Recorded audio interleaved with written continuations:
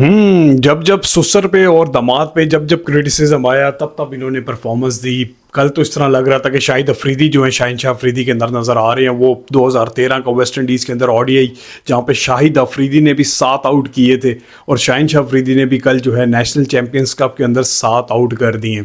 इस परफॉर्मेंस की वजह से बहुत ज़्यादा डिबेट जो है वो ऑन गोइंग है। एक तो फिटनेस के लिहाज से क्या अब शाहिनशाह अफरीदी ओडीआई कैप्टनसी भी उनके पास है और ओडीआईज़ के लिए क्या फुली फिट है।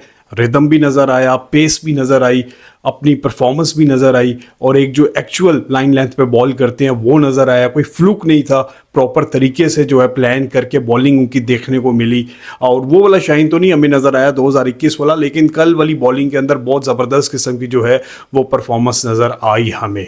तो सेकंड जो मोस्ट इंपॉर्टेंट है, अब क्या एकदम से, क्योंकि होने को कुछ भी हो सकता है पाकिस्तानी क्रिकेट के अंदर, कि अब शाहिनशाह अफरीदी और बाबर आजम के दरमियान फिर से वही कंट्रोवर्सी होगी कि इनको वर्ल्ड कप से पहले जो है बाबर आजम को कैप्टनसी दी जाएगी। क्योंकि 2024 के अंदर भी यही हुआ था।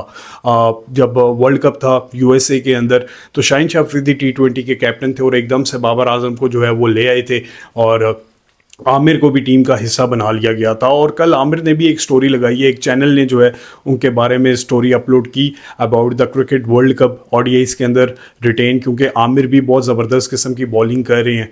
तो होने को तो अब कुछ भी हो सकता है पाकिस्तानी क्रिकेट के अंदर।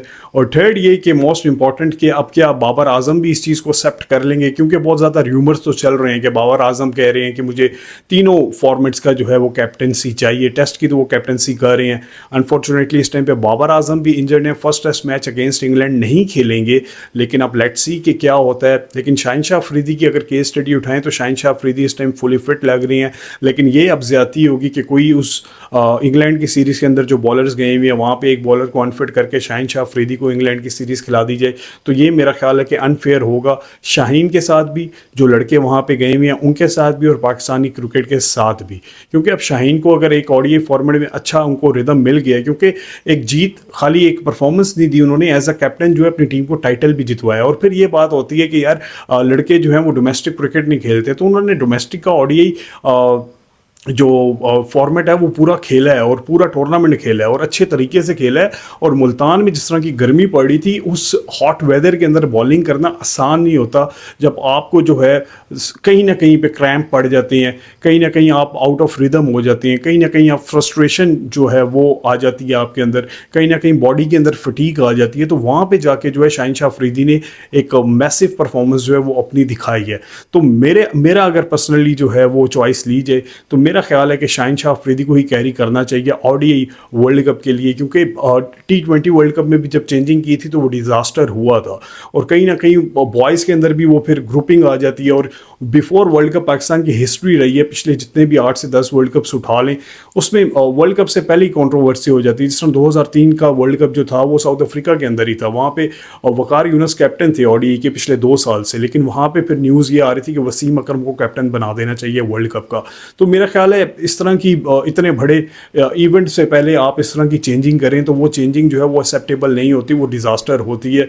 तो उसमें फिर मौका नहीं मिलता, क्योंकि एक कॉम्बिनेशन बना होता है, एक प्लेयर्स का कैप्टन के साथ एक बॉन्ड बना होता है और उस बॉन्ड को जब तोड़ दिया जाए एकदम से तो फिर परफॉर्मेंसेस में इंडिविजुअल प्लेयर की भी जो है वो डिज़ास्टर आते हैं और डेफिनेटली कहीं ना कहीं पे भी पूरी टीम के अंदर भी बड़ी एक किस्म की ग्रुपिंग होके वो भी कहीं ना कहीं जो है परफॉर्मेंस पे इफेक्ट करता है। तो जो कॉम्बिनेशन अभी बना हुआ है इसी कॉम्बिनेशन को लेके चलना चाहिए और इस कॉम्बिनेशन के थ्रू ही पाकिस्तान जो वो सक्सीड कर सकता है। क्योंकि अभी Babar Azam as a captain आए थे, शान मसूद को रिप्लेस किया, अभी वेस्ट इंडीज़ में एक जीत मिली सीरीज़ लेवल की, ओवरऑल अच्छी परफॉर्मेंस थी।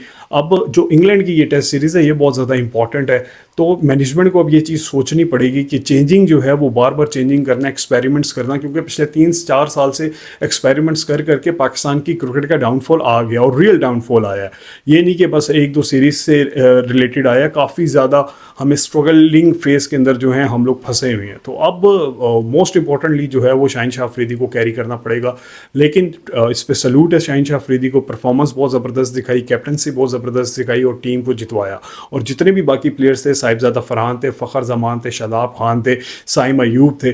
तो ये एक जो प्रॉपर ODI और T20s का जो मिक्सचर है ये वो था। तो हर प्लेयर चाह रहा था कि हम इसमें परफॉर्मेंस दिखा के अप लेवल पे आएँ और टीम का हिस्सा बने। तो ये अब शाहिन अफरीदी को क्रेडिट जाता है कि इन सारे बड़े नाम में से उन्होंने जो है वो अपनी टीम को टाइटल जितवाया और विद द बॉल भी बड़ी ज़बरदस्त किस्म की परफॉर्मेंस दिखाई है। इस पर मज़ीद बात होगी।